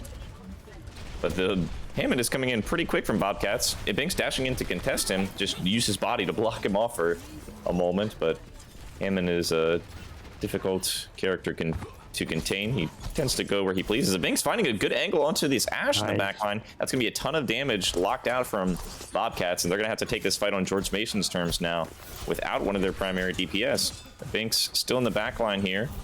Gets out narrowly with just a smidgen of health left, and George Mason is going to take that as a sign to push the fight, not let Bobcats get out without a fight. Still pushing forward here, and big dynamite lands. I can't tell if I guess it was from Niner. I couldn't tell if it was reflected or not, but Niner gets a big dynamite here, takes down the tank from Bobcats, and just a couple more members pitching in to clean up and send Bobcats back to the main choke point. Resurrection is going to come out, but it's just on the Tracer. Good macro from GMU, yeah, and from getting to pick up the ball there. So okay, we have some time to breathe. GMU, of course, will be in the ult economy because they are getting more kills. I loved what I saw on that defense. Of course, the ball and the tracer are looking to stage a dive, get on a different angle, but GMU, you know, they're watching their VODs, they're reviewing. I love the way they held those high grounds, and Wright was able to contest the ball a little bit and save his Ash in that play. So that worked out quite well for them. Now they're going to rally here to push into the point. They do have to worry about their own point taking over. Right there is able to stop it. Unfortunately, the Flux is stopping the push of the rally, so Matthew goes down. GMU looking like they're in a tight spot here if they want to hold this objective. I don't think they really have a win condition to do it unless this bomb's massive, but Wright's going to opt to hold that. They're just going to stall a little bit longer. They're going to go for the draw. Yeah, Binks unfortunately getting picked early and comes back, and the Bobcats take it as a sign to contest the objective. They send their tracer and their ball onto the point, and Niner is the one that notices, but there's not much he can do solo against those two members. So George Mason basically is caught between a rock and a hard place. They have to either turn point and lose the fight that they're already in, or try and win the fight and make it back to point, and they just don't have enough time to do both with only one DPS. Bobcats going to jump in here quickly. They're going to trade one. Binks gets one before he goes down. A couple more members going down. They get the resurrection out, so now this is a number situation in the favor of Bobcats for just a moment. Zapad unfortunately going to get killed by Bob, and Matthew going to go down as well, so George Mason has no shield to hide behind, and Form going down as well. It's all going to be on stall tactics right now for Wright, who's going to go down quickly, demeched, and that's just going to be it. Unfortunate for GMU. I love the way the first fight went. As I said, unfortunately, that pick did turn into kind of a snowball, and that was the scenario we were a little bit worried about. GMU not quite able to sustain in the defense. This push from Bobcats. Play the game from a Torb. You know, you get new turret kills. This one, Diva, no. Pulls the hammer out there just for a little slap at the end. Turret MVP. All right, well, that will mean Bobcats move up 2 maps. GMU also at 2 maps. This is some good old map 5 Overwatch. Well, at least we get to view a lot of it, and we're liking the play we see so far. GMU did win the first Koth, so if you are just joining us now, you are just in time for the last match. GMU and Bobcats are playing to continue their run. This is a double elimination tournament, and both sides are in losers. There are 16 teams remaining in CSL, so everything is on the line for these 2 teams. It's map 5. Like I said, I'll keep saying it. It's map 5. It'd be interesting to see if we go to Nepal or Lijiang Tower. Not so much for the matchup itself, just interesting which map we go to. George Mason, seen them on both, and they've done quite well for themselves on both, but we'll just have to see. It's going to be George Mason's choice, so. Yeah, I bet GMU is probably feeling Lijiang. Don't quite know for sure.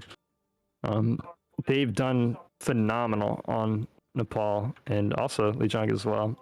So they are going to opt to do Lijiang here. Of course, the maps so far are a win for GMU on Oasis and Numbani. And surprisingly, the maps that we thought they were the best on, 2CP and Escort, they lose on a Dorado and Anubis. But now this one's for all the marbles. And both teams need to be playing confident if they want to win. GMU, of course, have lost their tempo from their 2 maps they won. Now a reverse sweep is being threatened against them. And we need to see the aggression again, but without the overextension, and that's a delicate line to balance, and that's kind of what we're seeing against these 2 teams, unless someone really steps up the macro play, which you know, you're only you play as good as you practice and you scrim in the macro. It's not like you gain a massive amount of insight mid-match. Maybe you do, I don't know. I can't believe I'm going to say this, but I'm hoping that I get to see some more Junkrat and Symmetra from George Mason. I really like the tire plays that they do, and I'm hoping we can see some of that come out, because it's always a joy to watch for me, personally. Absolutely. Yeah. So hopefully that's either one of the first few. Or on control center. Gotcha. Of course, control is the name of map type at GMU. And we are starting on Night Market, which is a little bit unfortunate. I'd say if I had to rank the 3 maps for GMU think Night Mark is unfortunately the lowest of the three. But that should be good news if they're able to win it. Then we're Yes. feeling pretty comfortable going into the next two. If we don't, not the biggest deal. We should be able to win the next two, hopefully. But we want this to be close at the very least. GMU is likely running a Brawl composition. We will see in just a moment. And they are, in fact, and it will be against Bobcats running the ball trace. I see. Well, I can't see, but maybe you can. Well, yeah, I can off of the spec. Gotcha. So Bobcats running what they're comfortable with. We've seen the ball tracer a lot from them this entire series. So just figuring if they won the last two maps, they're not going to fix what isn't broken. Just going to keep running that here. And we'll see how it matches up into George Mason's comp going in here for the first fight. Here's some spirited words in the back there. They're hyping this match. They're going to get the TP in. They have to watch out how they play on the point. They have to quickly realize that they need to get on the backside and make sure that a ball and a tracer do not... Okay, they're looking to get aggressive before the ball and tracer really set up. And the wall, the Sigma is perfect for a play for George Mason. So honestly, not usually what you see happen. GMU is able to identify very quickly that they're able to push in here. Unfortunately, the Fair does pick a niner there, which is a little bit unfortunate. GMU is going to get some percentage on this point, thankfully, so they're able to get that at the very least. And they can kind of play on the back or TP in. It looks like they go for the TP in. Aggressive play. Bink's getting a little bit low. Unfortunately, not able to TP out. Matthews left there stranded, trying to come back to the point. Unfortunately, the Discord damage is too much for him. GMU has the window they're throwing out, but the ball is there to contest. Fair is trying to fly through and take out Amform, but Amform is just too good and has the peel there from right, and they're able to hold it. Bobcats playing a little bit interesting where they have advantages. They aren't necessarily winning the fights off of them, which is great for George Mason. I was scared for George Mason there. It looked like that symmetric teleport was just not far enough, so Bobcats were able to space further enough away to sort of kite back and turn that fight on George Mason. Matthew diving, charging, trying to get back and save his life, but not able to. But George Mason able to persevere and keep that one through. Anyway, they're going to go for another TP here. Zapat going to jump in and see what they can get. Matthew going to get the Zenyatta here, and they're going to drop bombs on the point on the side of the Bobcats, but no one's actually fighting there. They'll be taking the fight out in the main market, and George Mason going to be winning the fight. So it's just about stabilizing here and seeing if they can get back onto the objective and force any members remaining off. Absolutely, they can. Yeah, I was really worried about Amform in that fight. The Immort barely saved himself, and they were able to pick the Mercy there, so they are eventually able to take out the Pharah. You know, they don't have a lot of options to take out a Pharah Mercy. It's really just on Amform, and he's able to do that while keeping himself alive. This is great for GMU. Of course, the Banks had a really big Sim Beam in that fight. He's building one up now, getting really aggressive. Now backing out. They're going to Sim Wall to avoid what Bobcats is trying to throw at them. Unfortunately, the Flux and the Barrage still give value. They're able to take that point back from them eventually once this contest is done from Zapat, who's got the schmoves on him. It's going to be one fight that George Mason needs to take this point back. Yeah. George Mason just losing their main tank early there, sort of decide that they're side of Bobcats, they're committing a lot of ultimates here. We don't have our main tank. We don't necessarily want to commit our own. We got enough advantage on the objective right now. We've got a pretty decent percentage lead. We're just going to save it, and here they're going to go. They're going to use these ultimates this fight, going in with the beat just to make sure nobody dies early, forcing the Pharah and the Mercy out of the fight. They're going to take the main tank early from Bobcat. This is looking really good for George Mason. Right in your face is keeping this Pharah Mercy combo at bay while the rest of George Mason is focusing on the point. And they're able to demech and take down the Diva, flip the objective as well, and yeah, the Pharah Mercy are still alive, but it's just them against the rest of George Mason's team. They've kept them off the objective, and Wright is still going to sort of multitask, keep them at bay while keeping an eye on the main point. The wall's going to come out. Front, the wall coming out as well. The window coming out for George Mason. They have everything they need to win this fight, but they still have to worry about the Pharah Mercy. Wright's able there goes the to Mercy. the Mercy, and the Pharah gets stopped as well. The Barrage does pick up Amform, but GMU still have some more ults to work with here, including the Sim Wall, which is going to keep them safe from the Bob until they're ready to stop it. Matthew's mines that were placed early in the fight Oh, do that's end cute. up mattering and getting the Zen here. Yeah, the boop. A little boop in the wall up at the end just to stop Bob from Great play. That contesting. was fantastic. really I think good. they're looking good to take the series. And that's sort of what you've touched on before, what we mentioned earlier. George Mason, you can never really count them out, even though they just lost the last two maps. So you can obviously see that little rally cry, and they're still ready to go. And How lucky for you. I'm so happy that we get to see this map instead. I never thought I'd see the day where I look forward to seeing a Junkrat and a Symmetra in a game, but somehow George Mason had brought me here. The and I'm NA special. not exactly upset by it. You see, like, Korean teams are like, we run dive, and they're cracked at it, and then North America is like, junk sim on control center. Of course. Yes. It's really just the tire combination that makes me so happy. So hopefully we can get one of those this fight. George Mason, no strangers to it. We've seen Niner get a couple big ones out of there on the rip tires. Just going to be clearing out these Symmetra turrets early up in the white, and then going to be coming to point. Matthew going pretty low off the start. They're going to have to use the Immortality Field and a boop to save him, keep him alive for now. Binks on the backside of that is going to find the enemy Symmetra, so early numbers advantage here for George Mason. They're going to be trying to push it as they got multiple members low. The Baptiste is going to go down. Right finds those with a couple of gravity balls, and they're going to be trying to push the objective. Right, it doesn't matter if he's on Diva or the Sigma. Apparently, he just keeps killing everyone. It's a 4K for him this fight.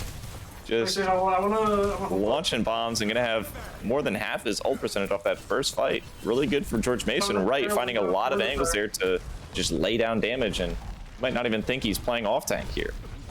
Absolutely. I think Wright has definitely learned a lot coming into this match. He's prepared and ready for it. So if GMU is able to pull out the win here, I'm gonna give him the MVP. That's dropping sure. the window early. George Tire Mason here. GMU getting back. Unfortunately, they do lose 2 to the tire. They have the points still. Of course, they're going to contest it out and see how much more percent they can get. It's just going to be Wright and Zap on it. They're able to build up a little bit of their ultimates. They're looking great going to the next fight, though. Yeah, absolutely. Like you said, building up the ultimates. They invested that window early here, but Amform just sort of throws those out because he can charge it so quickly, and they've got plenty of other ultimates coming up. Just the Bobcats maybe beating, not 2%, but pulling the trigger on that Riptire earlier and getting some use out of it. Maybe George Mason not exactly ready for that one, but they're going to be ready for this fight, walking forward. Plenty of ultimates. Riptire is going to go out here from the side of Niner. Going to just get the enemy Junkrat, so that's still a good pick. Just one pick. That's all the damage that the Bobcats can do. All out in one go. Going to be dropping the Immortality Field to stay alive in this Gravitic Flux, but it's not going to make them last for long. A lot of damage going down right now, but not many going. Zapat's going to be the first to claim a kill, but it's both main tanks traded from either side. Wright is going to be taking up the damage duties in the front line as well. Bink's going to find another pick, and they're just going to stabilize here. George Mason have to clean up another kill, so a couple of enemies just dancing around on the point. There's the Junkrat, there's the Lucio. Eventually goes down to the Martyrdom Mines, and that might actually give the Bobcats enough time to stabilize. Yeah, George Mason going to have to run back off that one. That was really unfortunate because they weren't able to flip the point, even though they were ahead at one point in the fight. Bobcats able to come back, so that's a little bit, that's pretty unfortunate. GMU is able to lose that many ultimates and not take the point. They will have the window coming in the next fight, so I'm sure it'll be opened with pretty quick. They have the Diva DM to eat most of it, but GMU is still getting value off of it. Unfortunately, the Shatter does connect. Amform, there's no way that we could stop the bomb. The charge does connect on Matthew. So now they're just trying to get their ultimates and die fast on this point. It's 85% for Bobcats. They will be able to get a contest. They have the sim wall coming out. Hopefully the tire is huge. They just need like one big TP tire, or a tire just in general, to get a pick again and see how they can win this fight. Yeah, 96 again, they're going to have to contest soon. And they're going to be on the point. Teleport comes in, gets them on there quick. Here comes the tire. Oh, it's from the side of the Bobcats. It wasn't the George Mason tire like I thought, and Niner takes a odd angle to the fight and isn't even able to get there in time, and is actually going to get caught by a stray mine. Unfortunate for George Mason, not able to find the angle that they wanted for that last fight, as Bobcats take the fight to them early and push them off the point, and they get a clean wipe there, unfortunately. Yeah, unfortunate, but it's okay. We got one more map. Of course, it comes down to the wire. This is best team in Virginia we're fighting for, okay?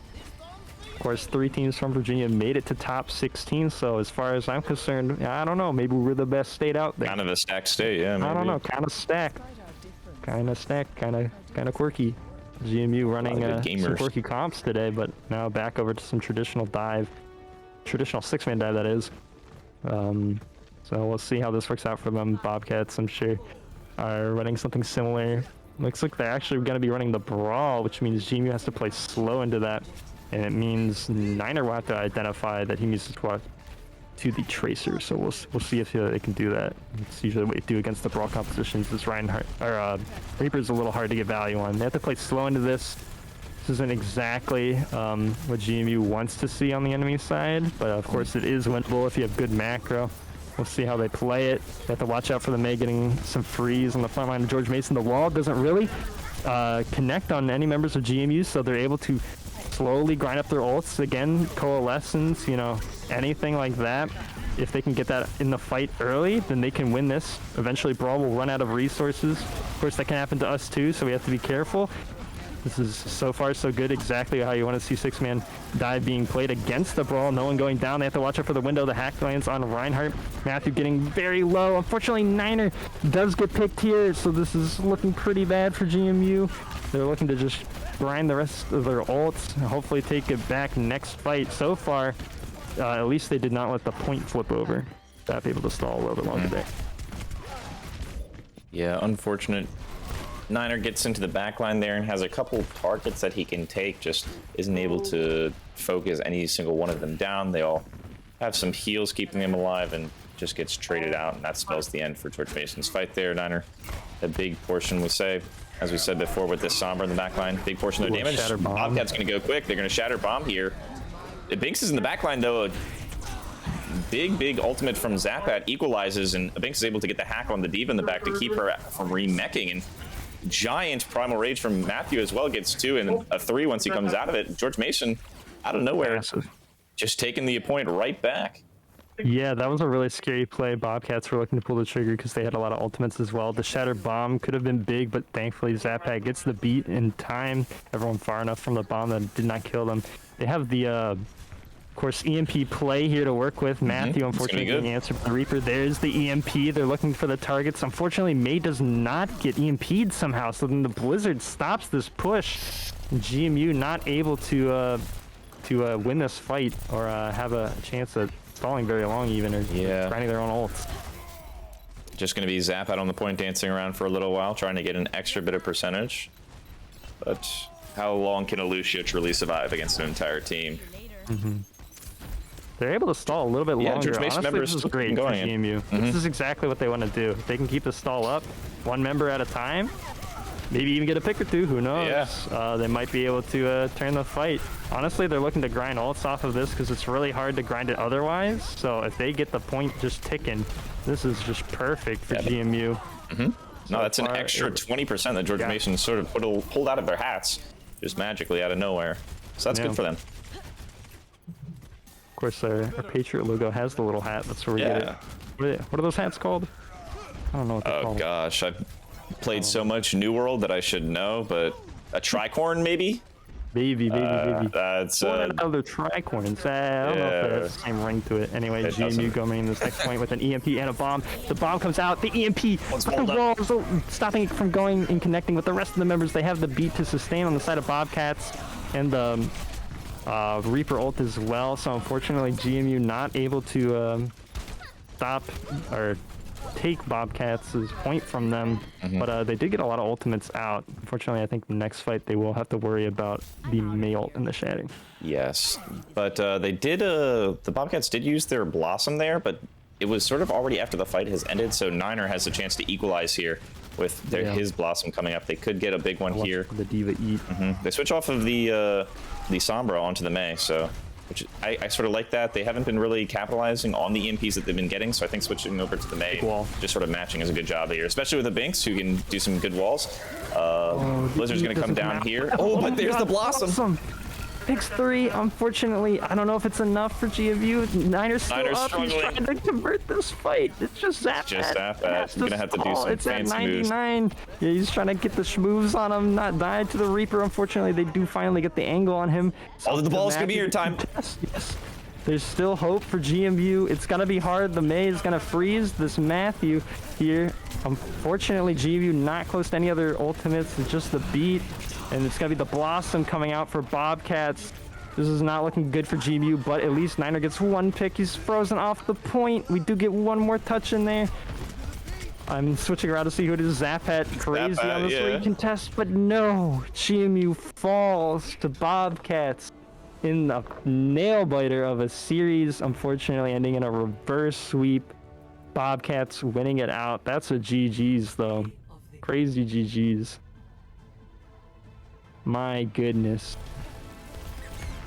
So close at so many moments for both sides. A few C9s from Bobcats. A few great plays on both sides. Huge 5-man bombs. What an explosive series. Yeah, absolutely. George Mason definitely made us think that they could have done it a couple times, and I still believe that they could have, but Bobcats at the end of the day are going to be taking this one, and just a great overall performance for them. They're showing that they had the same fortitude that George Mason has been known for before, being able to buckle in and take that one all the way to 5 maps, and the third map on the King of the Hill mode as well. So taking it all the way and coming out successful, playing very well on that last map, and GG's to them.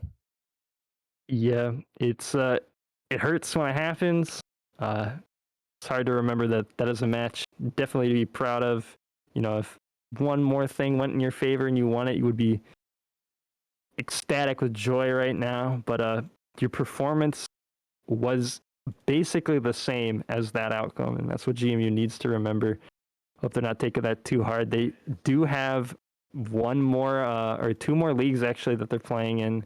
If UGC, actually, they're playing in UGC as well. So unfortunately, that ends our run in CSL, ending top 16 and then CSL. So that is a title to take home. Of course, they were undefeated in CSL. I have a correction. I thought that was their first undefeated season.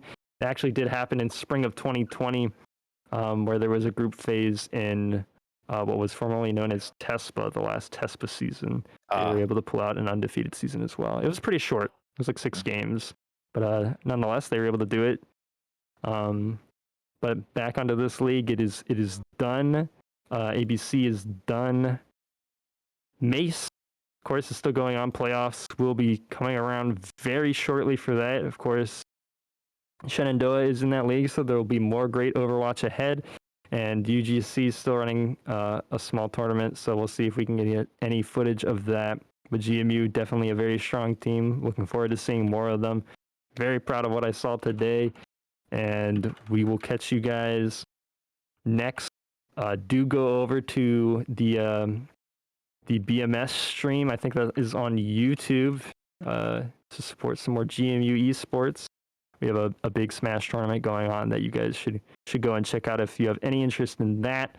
But otherwise, we will sign off here today. I've been Hamster Quest, still ham, always will be.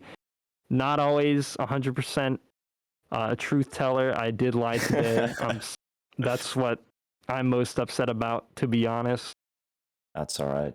You know, when you predict things, some of the joy of getting it right is that you do have the possibility of being wrong. So no worries. Correct. My man Eric here, I'm sure he's still got a pretty good prediction rate.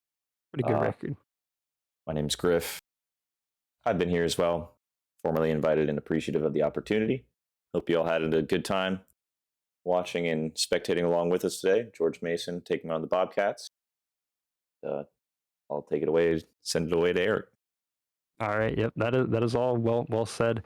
Last people to thank, of course, is Vinny sitting next to me, and of course Husky, who came on the mic earlier, for letting us into the room so that we were able to get Zapad on a better PC instead of playing in a poor internet connection back in his apartment. So it was a good teamwork all around, not just from the team, the players, but also from the staff at GMU. So big thanks to them every time. And that will be it. We can't raid the YouTube stream from here, but that's where the BMS stream is. We'll see if we'll put anything up over here, but that'll be all. Thank you all again for watching, and see you very soon.